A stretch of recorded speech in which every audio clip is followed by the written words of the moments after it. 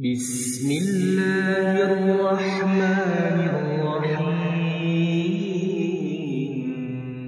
Bismillahirrahmanirrahim. Assalamualaikum warahmatullahi wabarakatuh. Alhamdulillah. Nahmaduhu wa nasta'inuhu wa nastaghfiruh. Wa na'udzu billahi min syururi anfusina wa sayyiati a'malina. May yahdihillahu fala mudilla lahu wa may yudlil fala hadiya lahu. Asyhadu an la ilaha illallah wahdahu la syarika lahu wa asyhadu anna Muhammadan abduhu wa rasuluh la nabiyya wa la rasula ba'dahu. Amma ba'd, fa inna khairal kalami kalamullah wa khairal huda huda Muhammadin sallallahu alaihi wasallam. Hadratul asadidah al-mukarramun wa ayyuhat tulab al-mahbubun wa ayyuhal jamaah yani al-ahibba. Kita bersyukur kepada Allah. Salawat dan salam semoga senantiasa Allah curahkan kepada Nabi kita Nabi Muhammad sallallahu alaihi wasallam. Ikhwani fillah, kita lanjutkan pembahasan kita tentang hadis-hadis untuk para pemuda. Yang pertama, kemarin kita telah membahas tentang pentingnya meluruskan niat. Maka kami ingatkan pun, bagi kami pribadi, ketika kita mendapatkan kesempatan, mendapatkan ilmu, hendaknya kita meniatkan duduknya kita, kemudian mendengarnya kita, melihatnya kita, meresapinya kita untuk ibadah. Termasuk kita juga buka telinga kita, buka hati kita, buka mata kita.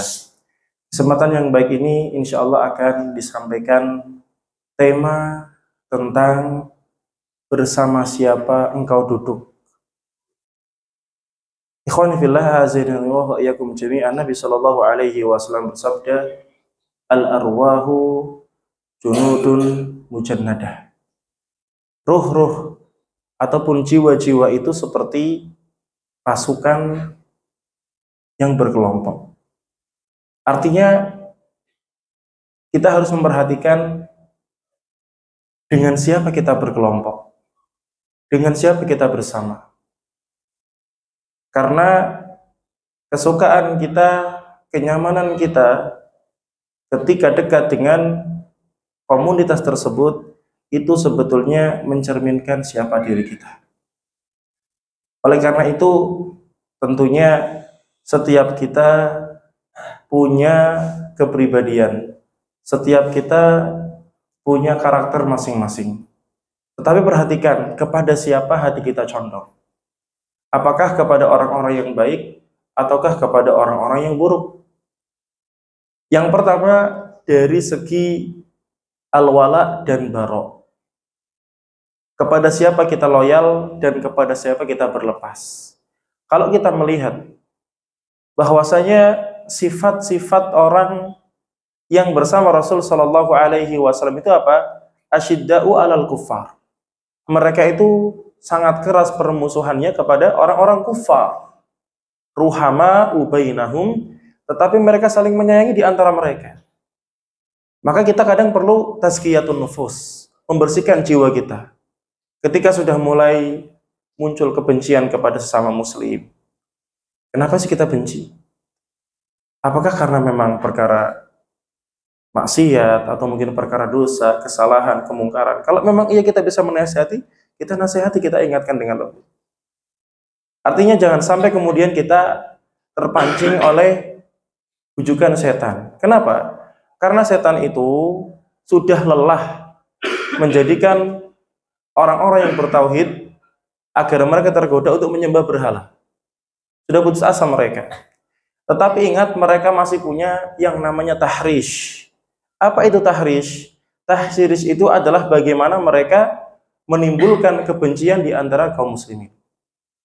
Bagaimana yang satu membenci yang lain.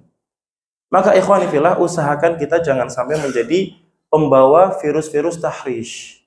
Misalkan, katakanlah saya mungkin pernah dalam tanda kutip menyebutkan kekurangannya Ustadz siapa misalkan, Ustadz Saifuddin misalnya. Ustadz Akhfad pernah menyebutkan kekurangannya Ustadz Saifuddin, katakanlah gitu. Kita mendengar, jangan kemudian kita sampaikan, kata Ustadz Akhfad kamu begini, sehingga orang ini benci. Kalau memang kita lihat itu sebagai kekurangan, kita bisa kemudian jadikan itu nasihat bagi si Ustadz Saifuddin ini. Kamu punya hal yang sepertinya perlu diperbaiki tanpa menyebutkan kata si fulan, kata orang ini. Karena kalau seperti ini nanti bisa menjadikan apa? Antara dua orang ini saling membenci. Gitu. Jadi ikhwani fillah, para syaitan itu sudah putus asa menjadikan ahlu tauhid untuk menyembah berhala. Tetapi mereka tidak akan pernah berputus asa menjadikan orang-orang Islam itu untuk saling memusuhi, saling membenci.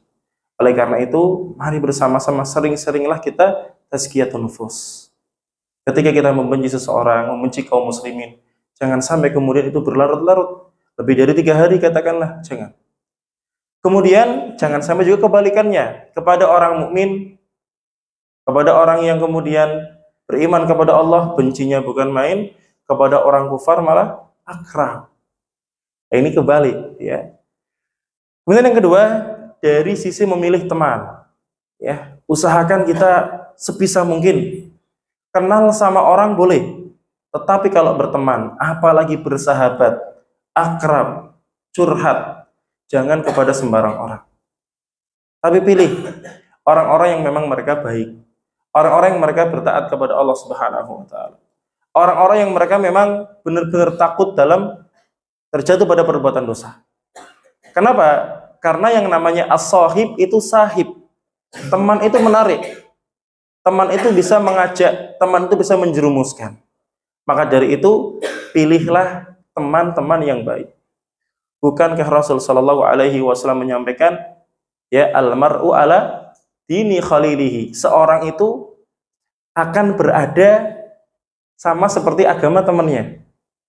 Kebiasaan dia, kesukaan dia, obrolannya dia, tontonannya dia, apa yang dia dengarkan, apa yang dia fans maksudnya jadi fan gitu ya, itu nggak akan jauh beda dengan teman-temannya. Oleh karena itu pastikan kita berteman dengan orang-orang yang baik. Dan yang terakhir, nasihat buat kami pribadi dan buat teman-teman sekalian, kalau ada kebaikan, walaupun kita belum bisa mengerjakannya, minimal kita senang pada kebaikan itu. Dan kalau ada keburukan, mohon maaf, seandainya kita belum bisa meninggalkannya, kita benci dengan keburukan itu. Misalkan ada orang yang menghina Islam, ya, itu keburukan. Jangan kemudian kita malah ikut mendukung. Ketika ada kemudian orang Islam yang kemudian sedih, orang Islam yang sakit, orang Islam yang terluka, jangan kita malah senang. Sungguh buruk ketika kita senang dengan penderitaan kaum muslimin, ya. Apalagi di orang yang baik, gitu ya. Harusnya kita bisa menghibur mereka. Jadi itu saja, bahwasanya jiwa kita itu akan berkelompok dengan yang semisal, yang sevisi. Oleh karena itu, kita bentuk jiwa-jiwa kita bersihkan jiwa-jiwa kita agar senantiasa dekat dengan kebaikan, agar senantiasa dekat dengan orang-orang yang baik.